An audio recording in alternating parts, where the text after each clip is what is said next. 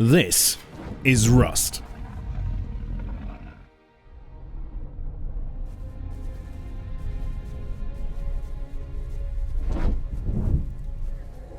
But not as you know it.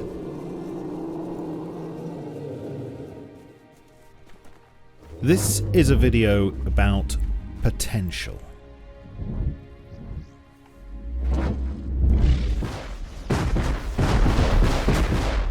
And don't worry, I'll be explaining everything.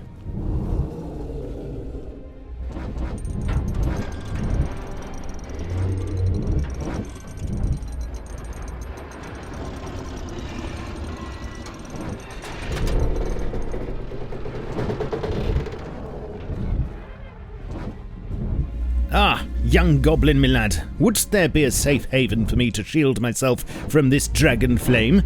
You could try the throne room. Use the ring over there. You can't miss it. Thank you.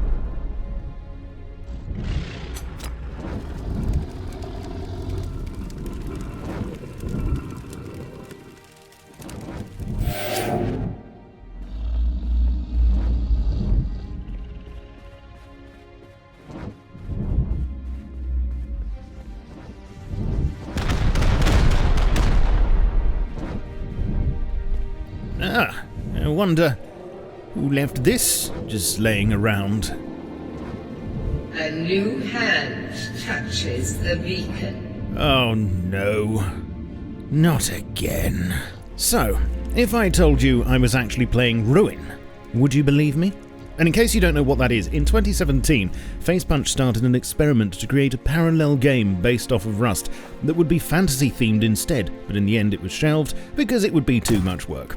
One problem child tends to be enough, if you get me. Well, no, this is actually Rust, but it seems something like Ruin could potentially be possible now, along with a lot of other things, and that's what this vid is about today. I'll just say up front, this is not sponsored in any way. I'm just genuinely excited for where this could go, and I wanted to share it with you. Anyway, pin back your ears and listen as I take you on a journey of discovery through time and space. So first, the modding scene in Rust is huge. If you want to check, just look at how many servers and players there are on Modded. At the time of recording this, it's well over the total on official and community combined. For a very long time, modding the game's been mostly accomplished through Oxide, a freely available modding framework, but no matter how good this can be, there's one big limitation. All plugins are server-side only. Thus, currently, they all have to rely on reusing and recycling existing Rust assets. However, that could now be subject to change to some extent. Right, look at this. This entire castle monument is made from Unity Store assets that you won't find in Rust. This chap here is the same. He doesn't do anything at the moment, but he could be made to. Take a look at these chests.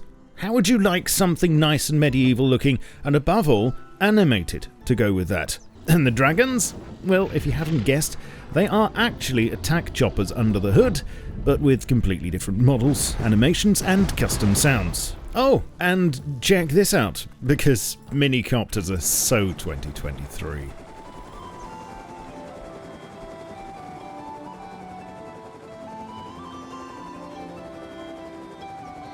Alright, how am I doing this? Well, if you haven't heard yet, there's a new modding framework on the block called Carbon, which does the same as Oxide on the server side of things, while improving on it in many areas. But the team at Carbon are also developing Carbon for Client, which not only opens the doors to a whole new way of modding Rust, but actually blows the ruddy things off, and I think you're going to see a lot of this sort of thing, and much more besides, in the very near future, and I'll show you what I mean in a moment. So how does it work? Well, when using this framework, the client can actually be modded as well as the server, so you're not limited to using just Rust assets. In fact, you can now import and use any assets compatible with Unity, including models, sounds, animations, shaders, and even video. So for instance, in this small example, and a big thanks to Raoul at Carbon for helping put this together, as mentioned, we've replaced the attack choppers with a dragon model and added animations for the wings when it moves. And as you can hear, there are wing beat sounds to go with it, and I put together a set of roars for them from some samples I took of me in the toilet, which sound really incredible in the distance. Listen. I must admit though, I did get inspiration for this from Ruin. replacing the choppers with dragons was actually going to be a thing there too. Thanks, chaps. It's just nice to be able to make it come alive, finally. The chests, as you saw, are animated. It's always nice to have animated chests, but also part of the castle is too, which reveals the portal to the throne room. But it doesn't stop there. You can even import entire maps into Rust, and I'll show you exactly how powerful this can be. So for instance, here is the GTA San Andreas map in Rust. And yes, this is the entire thing.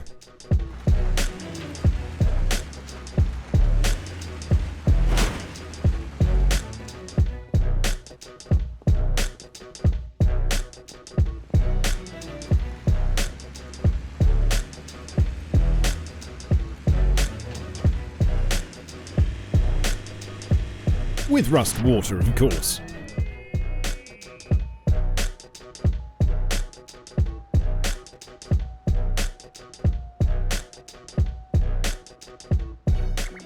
And how about running around on an entire Minecraft map in Rust?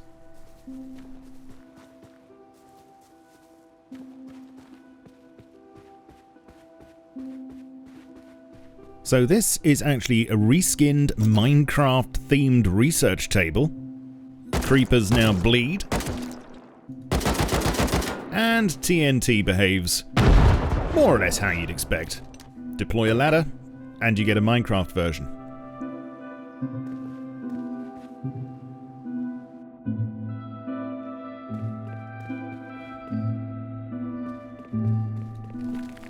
Nodes can have their own Minecraft versions, which change state as you harvest them.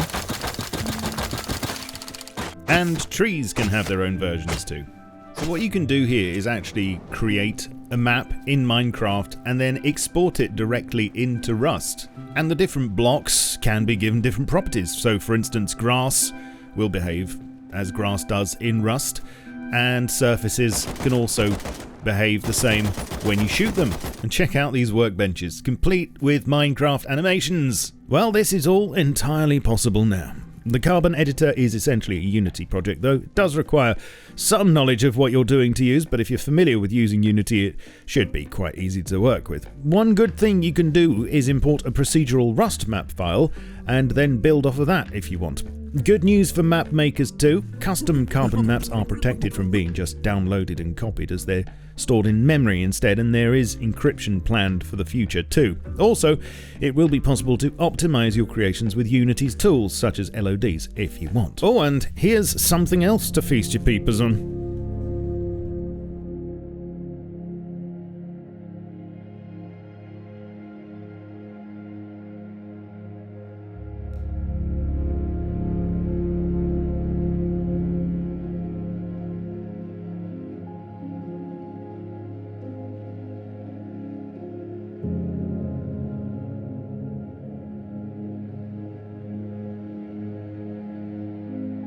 One thing I would have liked to see before in the Mars and Moon servers that I covered a while back, if you remember those videos, was a proper low-gravity environment where everything could be made subject to lower gravity, including players. Well, now with this, it's possible. You can even make some big changes to gameplay and, for instance, bring back old recoil and have it as a toggle on the server, which when switched on, and here's the really great thing, instantly switches it on for everyone connected. And this applies to any changes made to the server, even the map. Everything can be done on the fly, and all connected clients will automatically download any changes and update to use them without a server restart or anyone having to relog. Now, there are some drawbacks, as with everything, thanks to people with incredibly small PPs who have to compensate with cheats. Using client-side plugins is verboten on normal Rust servers. Not that particularly stops anyone, but in this case, anyone running Carbon for client will only be able to join compatible Carbon servers. Easy anti-cheat support isn't there either, because it naturally has to be disabled. However, this is subject to change also, and it will hopefully have its own anti-cheat solution in the future. At the moment though, it's really only going to be practical for custom servers and events with admin moderation, but I must stress, it is very early days, and the chaps working on this have a lot of plans for it in the future. For instance, just as I was finalizing this video, they told me that they were adding the ability to incorporate custom building skins into Rust as well, which could be absolutely incredible. So, what does this mean for the modding scene? Well, naturally, the possibilities with this are humongous, and I'm sure the cogs are turning rapidly for some of you. I can speak for myself when I say there are many things I've been wanting to do in Rust that just weren't possible, but now are. For instance, I'm really rather tempted to keep going with making a medieval fantasy Rust version, and I might just do so. Let me know if you'd be interested. If you wanted to remake Rust as it was from bygone times, even as far back as Legacy, then I'm sure you could get close, or even create something radically different, but that would still have that Rust flavour to it. I know there are a number of projects already underway, and as I say, I'd watch this space. Oh, and may I just say, before I forget, it's also going to be completely free. I really wanted to make this vid to shine a spotlight on the work these chaps are doing, and I'm sure there are a few of you wanting to know how you can get involved in making things yourself, or even just wanting to keep an eye on the project and find out more. So you'll find some links below to the official Discord, etc., and those can be your springboards for doing that very thing. Just tell them I sent you. This has really only been a very quick look at this subject. I could spend a lot more time on it, but I think I'll save that for another video or more in the future, so stay tuned. Leave a like and sub to the channel for more stuff like this. In the meantime, please let me know what you think about all of this and what potential you could see going forward. If you'd like to support the channel, you can do so with Patreon, YouTube memberships and super thanks, and you can also follow me on Twitch, my socials and my Steam group. All links are below. I shall catch you all soon, but in the meantime, keep calm and stay modded. Cheerio.